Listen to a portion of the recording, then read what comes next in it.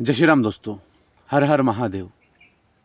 होली का उत्सव के समय मामूली घटना को बड़ा रूप बना करके तरुण खटीक नाम के एक आम आदमी या यूँ कहीं हिंदू को विधर्मियों के द्वारा टारगेट करके हत्या कर दी गई। हमें हमेशा कटने का मूल कारण बटने के बाद घटना। हमारे समाज के लोगों में सोने की ज़्यादा आदत है, लोगों को खोने की आदत है। कुछ समय पहले जयपुर में कन्हैयालाल टेलर हत्याकांड हुई। कुछ समय लोगों ने वाई वाई किया, चक्का जाम किया, परेशान किया, सो गए। वही हाल उत्तम नगर दिल्ली में हुआ।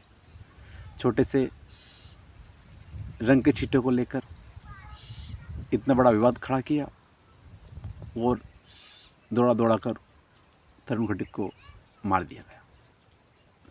समय समय पर रिद्धिमा शर्मा नाम के देशभक्त हिंदू शेरनी बहन जगा रही है। उनके आत्मबल को हमारा बारंबार प्रणाम। जहाँ हम हिंदू समाज के अनेकों लड़के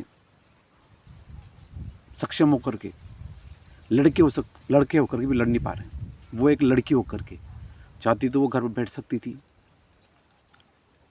कहीं भी काम कर कर्मचारी बनकर अपना पालन पोषण कर सकती थी।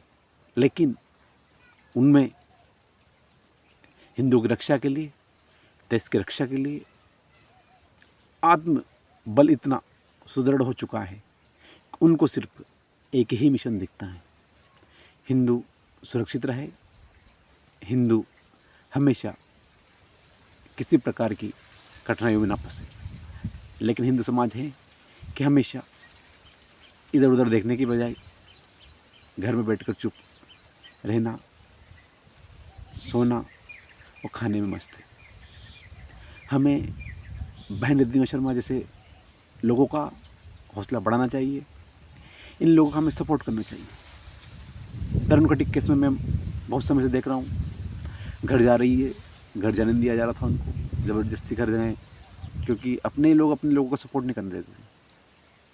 सरकार अपनी, फिर भी उनके ऊपर अभी तक कोई कार्रवाई नहीं हुई। खुद रिद्धिमा शर्मा बहन कह रही कि तरुण भैया हम शर्मिंदा है, तुम्हारे कातिल जिंदा है। जहाँ हम समय समय पर देखते रहते हैं, उत्तर प्रदेश में योगी सरकार है। सलीम वास्ती केस हो या अनेकों केस हमारे सामने आते हैं, पुलिस के द्वारा 24 घंटे के अंदर एनकाउंटर करके उनको उनके ठिकानों पर पहुंचा दिया जाता है।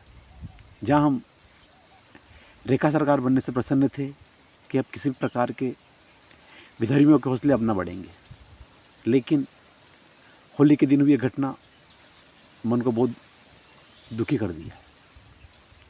मैं रेखा सरकार से अनुरोध करता हूं, इस प्रकार की कायराना हमला, इस प्रकार की कोई घटना ना हो, इसके लिए आपको अपनी सरकार को, अपने सिस्टम को सुधारना होगा और जो इस प्रकार का दुस्साहस करते हैं उनके ऊपर कड़ी कार्रवाई करना होगा। अन्यथा यह आपके लिए भविष्य के लिए दुखदायी बनेगा। रिद्धिमा शर्मा बहन लगातार उस दिन से अनेकों भेड़ियों से घिरे होने के बावजूद हर बार वो आत्मबल के साथ, ऊंची आवाज़ के साथ हिंदू समाज को, सरकार को बार बार जगा रही है। लेकिन हम लोग हैं कि तरुण के साथ हुआ, हम तो सुरक्षित हैं। अभी समय है जागने का। यदि आप सो जाओगे तो खो जाओगे। आपका सामने कश्मीर का हाल देखो, पश्चिम बंगाल का हाल देखो, बांग्लादेश का हाल देखो।